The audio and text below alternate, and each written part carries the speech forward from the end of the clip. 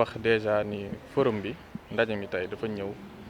daje ak gis-gisu président de la république bi nga xam ne bi mu bëggee saafara wàllum xëyu ndaw ñi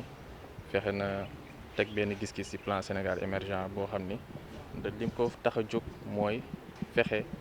ba nit ki ci boppam en tant que jëmm en tant que doomu aadama am xam-xam am loo xam ne da koy mën a def mën ko servir réewam ginnaaw bi mu wéree naturellement donc looloo tax forum bu mel ni juddu nga xam ni dañ ko jagleel programme bi boo xam ne dafa tudd programme de formation école et entreprise nga xam ni ñu ngi ko créé depuis 2018 waaye damay wax ni formation boobu dafa ñëw aussi fekk si yeneen i jéego yoo xam ne état bi teg na ko muy ISEC bi nga xam ni fi lañ nekk gis nañ ni département yëpp am na ko am na pôle emploi yi ci département yi mais aussi am na yeneen structures yi muy ANPEJ 3FPT ak ñëpp ñi nga xam dañuy yëngu ci wàllum xëyu ndaw ñi bu ñëwee ci forum bi tey dañu ñëw amal ndaje amal waxtaan ngir xool yan jéego yan solution la ñu mën a apporter ci xëyu ndaw ñi parce que li ñu seetlu mooy souvent ñi nga xam ne dañuy ñëw ngir wut xëy dañuy ñëw mais sans pour autant am qualification nécessaire maanaam li nga xam ne mën nañ ko defal seen bopp du daadee bëri loolooy waral souvent dañuy fexe di méngale li ñuy jàng ci école yi ak li nga xam ni moom la entreprise yi soxla moo waral formation bu programme formation bu mel nii nga xam ni xale bi ndaw bi buy jàng bu dee temps bi waxtu yu muy jàng juróom la ñeent yi daf koy passé ci entreprise di liggéey en même temps di jàngale nga xam ni formation am day jeex moom mu pare taxaw ngir mën a servir entreprise bi ngir mën a servir réew. waaw comme ni nga ko waxee coppite la tamit bu rëy a rëy parce que gis ngeen ni système bu njëkk bi ñu doon jàngee souvent mën nga génn ànd ak sa xam-xam say xam-xam ci wàllu langue ci wàllu histoire taarix yeneen i domaine mais li ngay mën a def ak sa loxo ak li yenn entreprise yi soxla surtout boo ko rapporté ci Thiès nga xam ni li fi nekk ci entreprise yoo xam ne dañuy yëngu ci wàllum meññeef yi nekk ci biir suuf bëri na te souvent dañuy soxla xarañteef boobu ci ndawu Thiès bi alors gis ngeen ni dans le cadre de la responsabilité sociétale d'entreprise maanaam li entreprise yi di delloo ci askan bi bu ñëwee di liggéey ci biir dëkk bi gis nañ ni ñi ngi signé convention yi dëgg-dëgg am nañu volonté bi am nañu bëgg-bëgg bi mais souvent da ngay gis ni liggéey yi ñuy doyee suñuy xale yi fii day nekk liggéey yoo xam ni liggéey yu ndawaan yi ñuy soxla ci biir entreprise yi moo tax dafa laaj ñun ñu gën a yokk suñu ay ambition suñu ay mbébét suñu ay bëgg-bëgg ba mu feeñ ci formation bi ni ñuy former xale yi doon pour xale yooyu bu ñu génnee mën a vraiment décider am poste yoo xam ne yu kawe la ci biir entreprise yooyu te comme ni ngeen ko xamee ñi ngi jëm ci horizon 2023 ñi ngi wax ni am na lu fi feeñ ba yàlla defee dinañu dugg ci gouvernance pétrolière et gazière donc yu mel noonu moo waral ndaje mi am ngir ñu mën a génne xalaat yi war ngir mën a anticiper ci loolu di ñëw permettre ndaw yi nga xam ni ñoo nekk fii Thiès bu loolu ñëwee incha allah ñoom ñu mën si am seen place bu baax a baax seen wàll. pour jeexal rek xam nga ni projet bu mel nii dafa am solo waaye nag am na appel aussi boo war a lancer pour ñi nga xam ne ñoo yore entreprise yi. ñoom tamit ñu gën a am taxawaay ci projet bi. déjà dañuy gërëm au nom du ministère en charge de l'emploi ñuy gërëm entreprise yëpp yi nga xam ne nekkoon nañ ci phase pilote bi permettre ñu enrôler ndaw yi nga xam ne inscrire nañu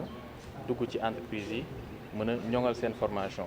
mais dañuy profité ci ndaje bu mel nii ak peut-être yeneen cadre yoo xam ne dinañ ko créer ngir sensibiliser ngir yokk communication bi ci entreprise yi nga xam ne yëpp nekk nañ Thiès parce que foog ñu wax ko Thiès zone la boo xam ni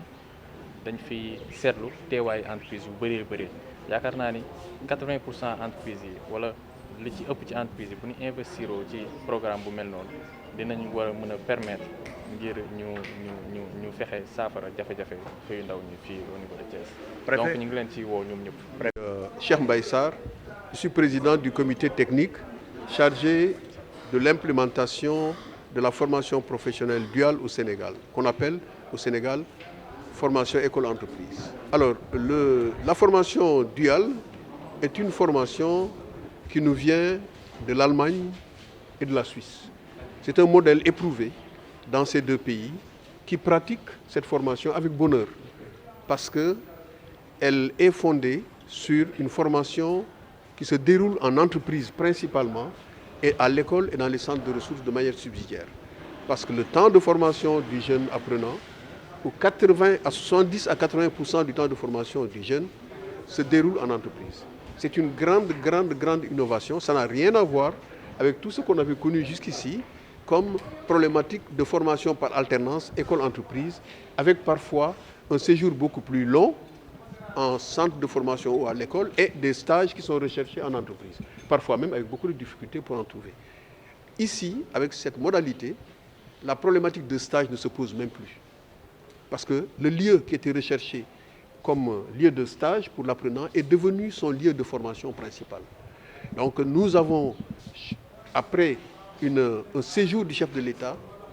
expérimenté ce modèle au Sénégal en 2017 à l'hôtel King Fahd Palace et à Terroubi pour former des jeunes dans les métiers de cuisinier et serveur. Les jeunes formés par ces deux réceptifs ont été recrutés par les mêmes réceptifs à hauteur de 85%.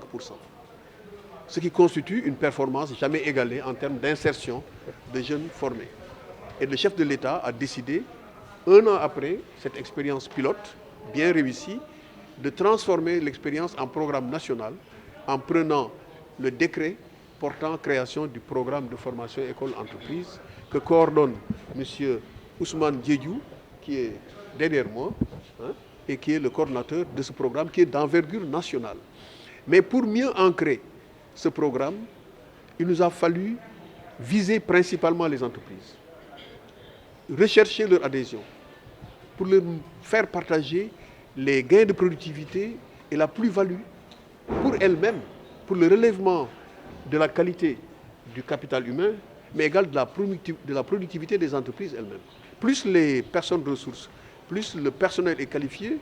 plus les rendements et la productivité de l'entreprise sont garantis. Et pour ça, les coopérations allemandes et suisses, représentées ici par M. Koch et Mme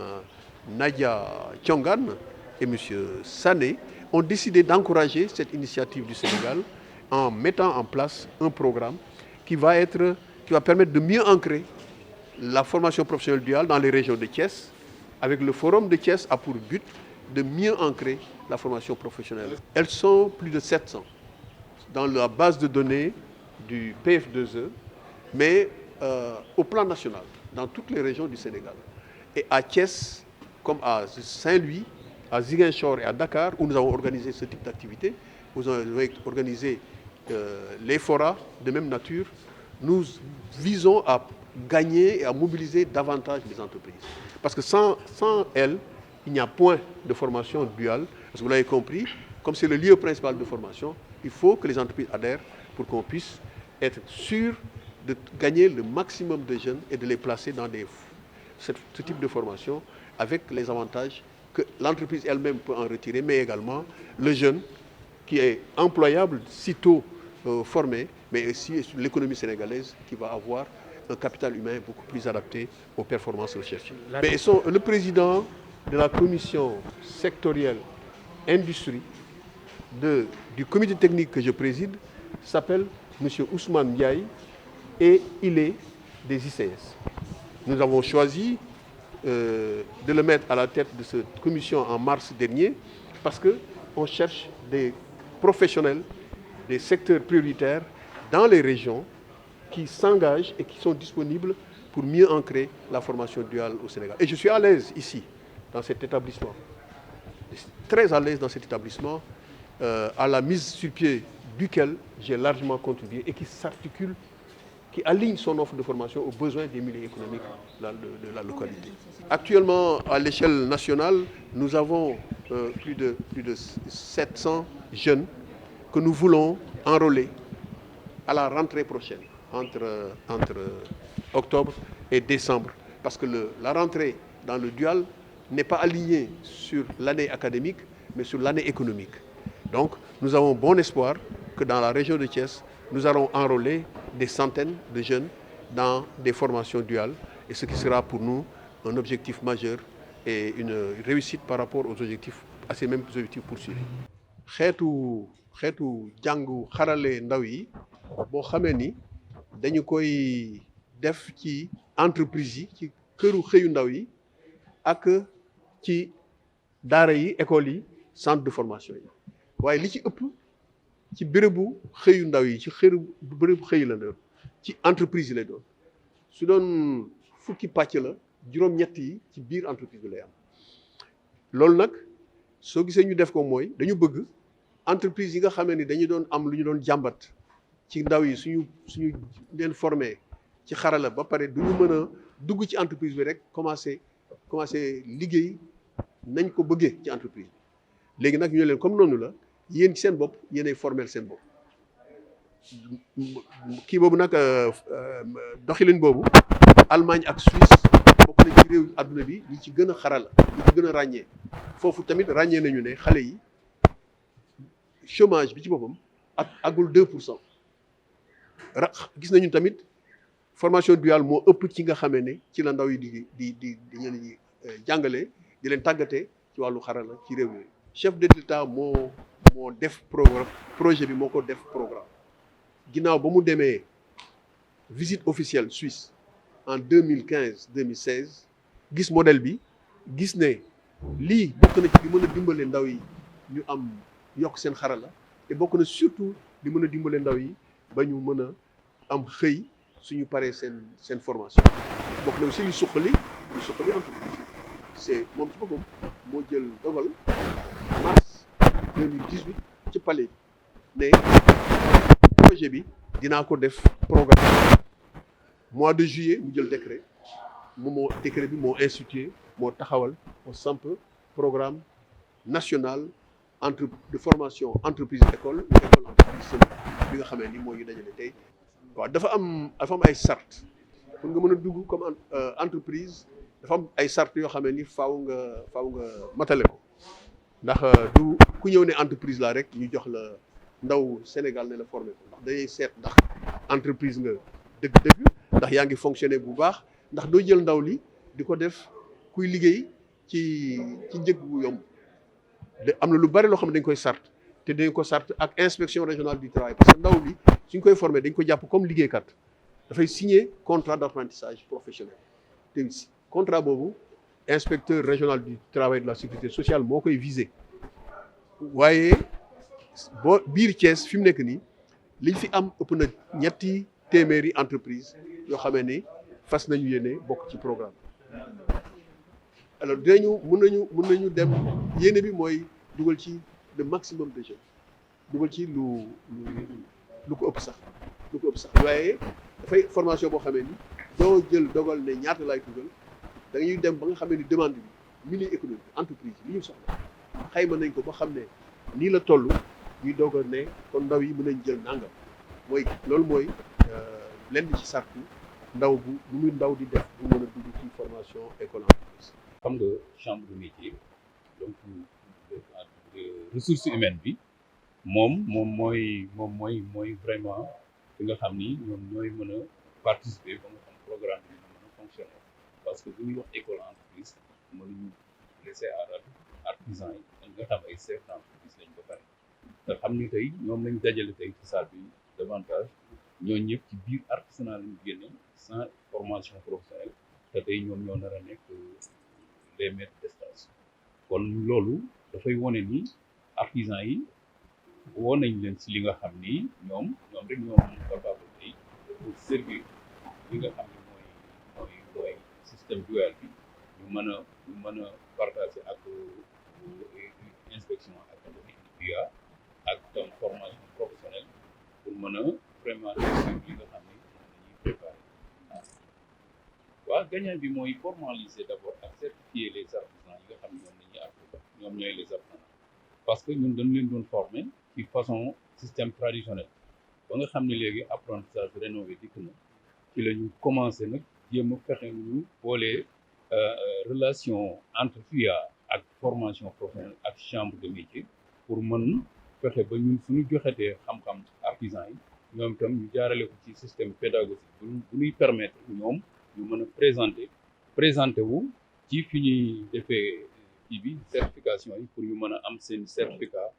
boo xam mu ngi mel ni dañu gën ci centre de formation bi wala ci lycée technique bi wala waa c'est-à-dire programme bi bu ñu koy débuté dafa nekkoon formation art professionnel ak artisanat booba benn ministère léegi dañu mujj séparé ko artisanat dem apprentissage ak formation professionnelle des ci ministère léegi programme bi biñ koy ficelé dañ impliqué très bien chambre de métier léegi tey programme bi li ci des mooy ñu exécuté ko donc chambre de métier dafay impliqué parce que mënul bañ a impliqué parce que artisan yi la ñu visé moo tax mais nag ci wàllu appui institutionnel dama yaakaar ni loolu dinañ waxaguñ ci mais xam naa ni dinañ ci wax ba nga xam ne appui institutionnel bi ñuy permettre les infrastructures ak yi nga xam ni moo ñuy permettre ñu mën a jouer notre rôle dëgg loolu defe naa dinañ si ñëw.